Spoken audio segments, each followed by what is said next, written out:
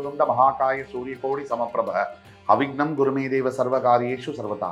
தென்னாட்டுடைய சிவனை போற்றி, என் நாட்டவர்க்கும் இறைவா போற்றி. அன்பர்களே, நண்பர்களே, இந்த புத்தம் புதிய காணொலியில் உங்கள் அத்துணை பேரையும் வரவேற்பதில் மிக்க மகிழ்ச்சி கொள்கிறேன். வருகின்ற ஆங்கில புத்தாண்டு 2026 சிறப்பு பலன்கள், அந்த வரிசையில் 12 ராசிகள் வரிசையில் இன்றைக்கு கன்னி ராசியை பற்றி பேசப்போம். வருகின்ற ஆங்கில புத்தாண்டில் 2 பெரிய கிரக மாற்றங்கள் இருக்கு.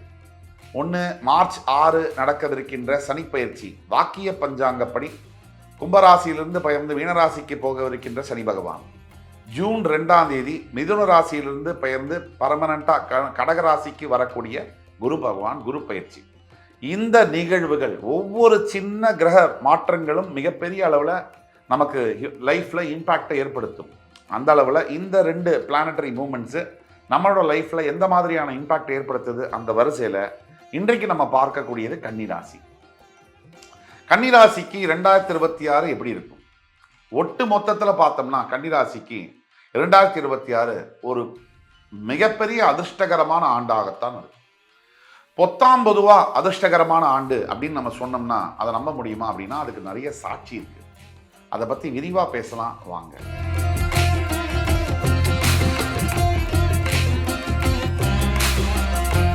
இந்த வருஷத்துல கன்னிராசியுடைய மிகப்பெரிய யூஎஸ்பி கீ பாயிண்ட் சக்சஸ் ஆகணும்னா என்னன்னு பார்த்தீங்கன்னா, புத்திசாலித்தனம் பிளஸ் பொறுமை இஸ் ஈக்குவல் டு வெற்றி. இவ்வளவுதான்.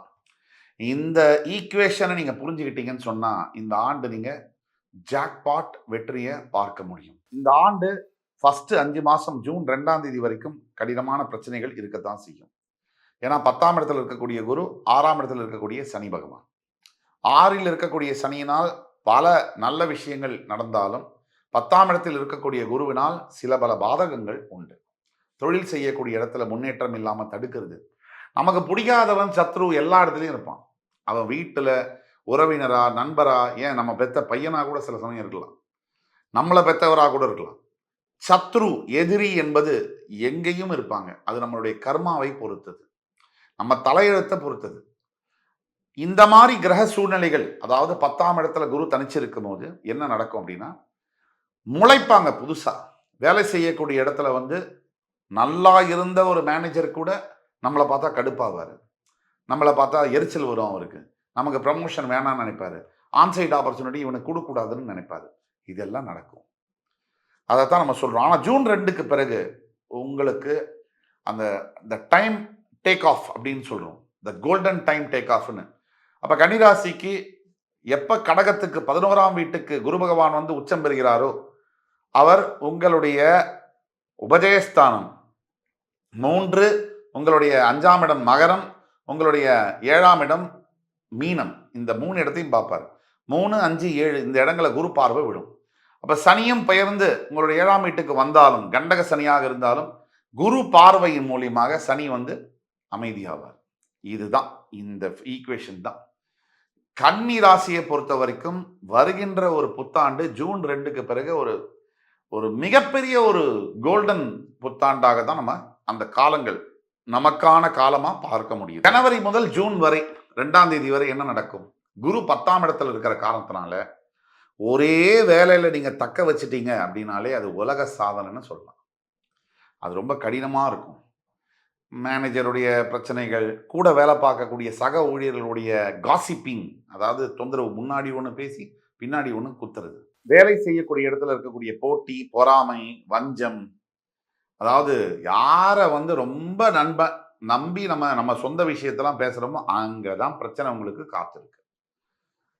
நம்பிக்கைனா என்னன்னா, எவ்வளவு நம்பினாலும் நம்பலைனாலும் வரம்பு அப்படின்னு ஒன்று இருக்கு, லிமிட். நீங்க எவ்வளவு வேணா நம்பினாலும் நம்பலைனாலும் அந்த வரம்பை நீங்களும் மீறக்கூடாது, அடுத்தவங்களையும் அந்த வரம்பை மீறி உள்ள வர விடக்கூடாது. இல்லைன்னா உறவுகளை சமாளிக்கிறதும் கஷ்டம். வாழ்க்கையில நம்மளே பிரச்சனையை நம்மளே சர்வசாதாரணமா ஏற்படுத்திட்டு அது பின்னாடி துரத்தி சால்வ் பண்றதுங்கிறது கடினமான ஒரு விஷயம். நீங்க விளையாட்டுக்காக ஏதோ கொஞ்சம் பேசுறேன், மனசு பாரமா இருக்கு, ஒரு கொலிக்கிட்ட பகிர்ந்துக்கலான்னு பகிர்ந்தீங்கன்னா பர்சனல் விஷயத்த பின்னாடி அதுவே உங்களுக்கு பாதகமா முடியும். எந்தெந்த விஷயத்துல எச்சரிக்கையா இருக்கணும்? தேவையில்லாத கான்வர்சேஷன்ஸ், உரையாடல்கள், தேவையில்லாத அதிகப்படியாக பர்சனல் விஷயத்தை ஷேர் பண்ணுறது, இந்த காசிப்பிங்கில் ஈடுபடுறது, இல்லை ஒரு சாராரை சப்போர்ட் பண்ணி பேசுறது. அதே மாதிரி ஒரு வருஷம் தவம் மாதிரி இருக்கணும். இந்த எந்த ஒரு பிரச்சனையிலும் ஈடுபடாம இருக்கிறது மிகப்பெரிய விஷயம். யாரையும் வந்து பர்ட்டிகுலரா ஒரு குரூப் இருப்பாங்க ஆஃபீஸ்லலாம். அந்த ஒரு குரூப்ப நான் சப்போர்ட் பண்றேன். அது வேண்டாம். நீங்க சமநிலையில நீங்க இருந்தீங்கனாலே பெரிய விஷயம். எதையும் கண்டுக்காதீங்க. உங்க வேலைய நீங்க பாருங்க. அதுல மட்டும் கவனமா இருங்க. என்ன கெட்ட பேர் வந்தாலும் காதுல போட்டு உங்க வேலைய நீங்க சரியா செய்றீங்களா? தவறு இருந்தா திருத்திக்கங்க. அத மட்டும் கவனிங்க. இப்ப ஜூன் 2ஆம் தேதிக்கு அப்புறம் குரு பயிற்சியாகி கடகராசிக்கு குரு வந்து உச்சம் பெற்றவுடன் கன்னிக்கு அங்க தான் ஜாக்பாட் ஆரம்பம். எந்த வேலை செய்யற இடத்துல பிரச்சனைகள்லாம் வந்து உங்கள அவமானப்படுத்தி, அசிங்கப்படுத்தி, உங்களால முடியாதுன்னு உங்கள வந்து ஹியூமிலியேட் பண்ணிலாம் பண்ணாங்களோ, அதே இடத்துல உங்களோட சாதனை, உங்களுடைய உழைப்புக்கான மரியாதை, அங்கீகாரம் எல்லாம் கிடைக்கும். அதுக்கு பொறுமை தேவை. அடுத்த 5 மாசம் பொறுமையா இருக்கணும். கடிச்சிட்டு இருக்கணும். பல்ல கடிச்சிட்டு வேலை செய்யணும். அவ்வளவுதான். வேலை செய்யக்கூடிய இடத்துல நெறைய பிரச்சனை வருது அப்படின்னு சொன்னா, நீங்க வேலை மாற்றங்களுக்காக வெயிட் பண்றீங்கனாலும், ஜூன் 2க்கு பிறகு தான் முயற்சியே பண்ணணும்.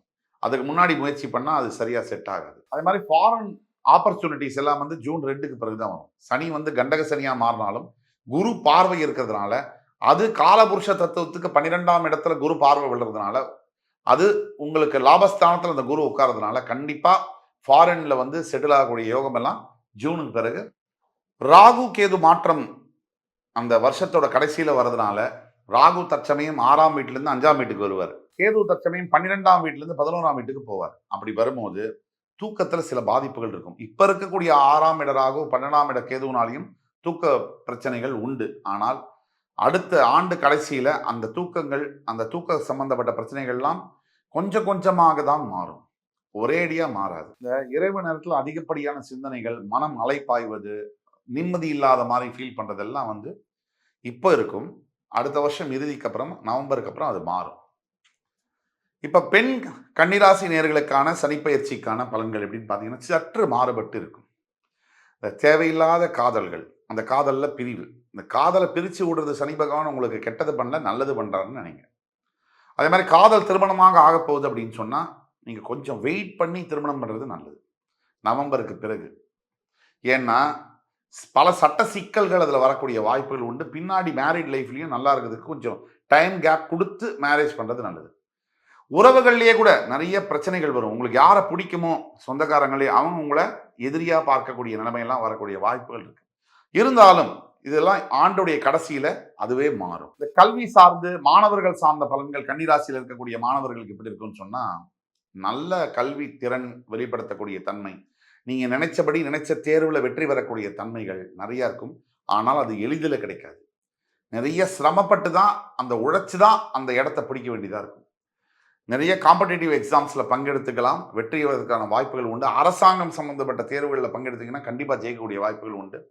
ஒட்டுமொத்த மாணவர்களும் கொஞ்சம் அந்த கவனச்சிதைவு இருக்கும். இருந்தாலும் அதை தாண்டி வெற்றி பெறுவதற்கு தொடர் முயற்சி, தொடர் பயிற்சி என்பது அவசியம். மார்ச் 6ஆம் தேதிக்கு பிறகு கவனச்சிதறல்கள் அதிகமாகும்.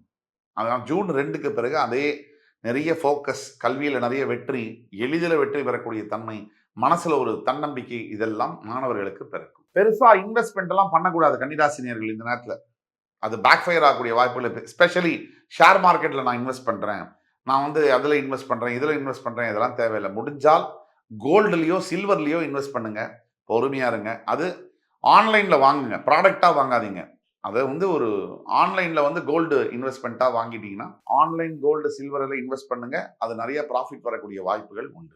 பரிகாரங்கள் அப்படின்னு வரும்போது, கண்டிப்பாக குரு ஸ்தலங்கள், அதாவது நமக்கு பாடம் சொல்லிக் கொடுத்த ஆசிரியர்கள், மாணவர்களுக்கு சொல்றேன். கல்லூரியில் இருக்கக்கூடிய பேராசிரியர்கள், அதே மாதிரி நமக்கு மேலதிகாரிகள், நமக்கு ஒழுங்குமுறையா நம்மள மரியாதை கொடுத்து அன்பா நடத்தின மேலதிகாரிகள், அதே மாரி குருவுக்கு பிடித்த ஸ்தலங்கள், சித்தர் பீடங்கள் இதுக்கெல்லாம் சென்று குரு பகவானை, சித்தர் பீடங்களை வழங்குவது என்பது சிறந்த ஒரு பரிகாரமா கன்னி ராசி நேயர்களுக்கு இந்த காலகட்டத்தில உபயோகமாக இருக்கும். நாம் சொல்லக்கூடியது ராகவேந்திர சுவாமி, ஷிரடி சாய்பாபா, ஆஞ்சநேய சுவாமிகளுக்கு போய் மஞ்சள் நிற ஆடையை அவர்களுக்கு சாத்தி, அதே மாரி அவர்களுக்கு கொண்டைக்கடலை சுண்டலை நிவேதனம் செய்வது குரு பகவானுக்கு, ஆஞ்சநேயருக்கு வடமாலை சாத்துவது போன்ற விஷயங்கள் வாழ்க்கையை மாற்றும்படியான பலன்களை தரும். சுருக்கமாக எப்படி வந்து கன்னிராசிக்கு வந்து 2026 இருக்கும் அப்படின்னா, தொழில் அப்படின்னு எடுத்தோம்னா, சிறந்த அளவுல மிகப்பெரிய அளவுல மேன்மைகள், தொழில் விருத்தி, எக்ஸ்பான்ஷன் இதெல்லாம் நடக்கும். அதே மாரி குடும்பம்னு எடுத்தோம்னா, சில சில சச்சரவுகள், சில சில கோபங்கள் இதெல்லாம் இருந்தாலும் ஆண்டுடைய நிறைவில் அதெல்லாம் மாறி மறுபடியும் நல்ல நிலைமைக்கு மாறும். குழந்தைகள் அப்படின்னு எடுத்தோம்னா கல்வியில கொஞ்சம் கவனச்சிதறல்கள் இருக்கும். ஆண்டுடைய முதல் 5 மாதங்கள்ல. அதுக்கு பிறகு தன்னாலேயே மாறி மிகப்பெரிய அளவுல கல்வி கற்கக்கூடிய, நம்ம நினைச்ச இடத்துல போஸ்ட் கிராஜுவேஷன் பண்ணக்கூடிய அமைப்புகள்லாம் வரும். வெளிநாடு வாய்ப்புகள் அப்படின்னு எடுத்தோம்னா, இதை விட ஒரு சிறந்த ஆண்டு கன்னிராசினியர்களுக்கு இல்ல. அதே மாரி ஆன்மீகம்னு எடுத்தீங்கன்னா, நிறைய ஆன்மீக ஈர்ப்புகள் கன்னிராசிக்கு இந்த ஆண்டு உருவாகும். கடவுள போய் பார்க்கணும், வேண்டணும், இல்ல கடவுளை உணர்வது. கடவுள் என்பது உணரக்கூடிய ஒரு சக்தி. அத உணர்ந்து நம்ம செயல்படணும், பக்தியாக இருக்கணும், நேர்மையாக இருக்கணும். இப்படியெல்லாம் எண்ணங்கள் வரும். ஒட்டு மொத்தத்துல கன்னிராசி என்பவர்களுக்கு வருகின்ற ஆங்கில புத்தாண்டு ஒரு வரப்பிரசாதமான ஆண்டு. அதுவும் ஜூன் 2க்கு பிறகு உங்களுடைய வாழ்க்கை கம்ப்ளீட் டேக் ஆஃப் ஆகி, கம்ப்ளீட் ஒரு ஒரு மிகப்பெரிய ஒரு வாழ்க்கை மாற்றங்களை கொண்டு வருவதற்கான ஆண்டாக வருகிறது. இந்த எபிசோடு உங்களுக்கு பிடிச்சிருக்கும்னு நம்புறேன். அடுத்து வரும் எபிசோட்ல வேறொரு சந்தர்ப்பத்துல உங்கள் அத்துணை பேரையும் சந்திக்கும் வரை உங்களிடமிருந்து விடைபெறுவது உங்கள் சுபாஷ் பாலகிருஷ்ணன். நன்றி, வணக்கம், வாழ்க வளமுடன்.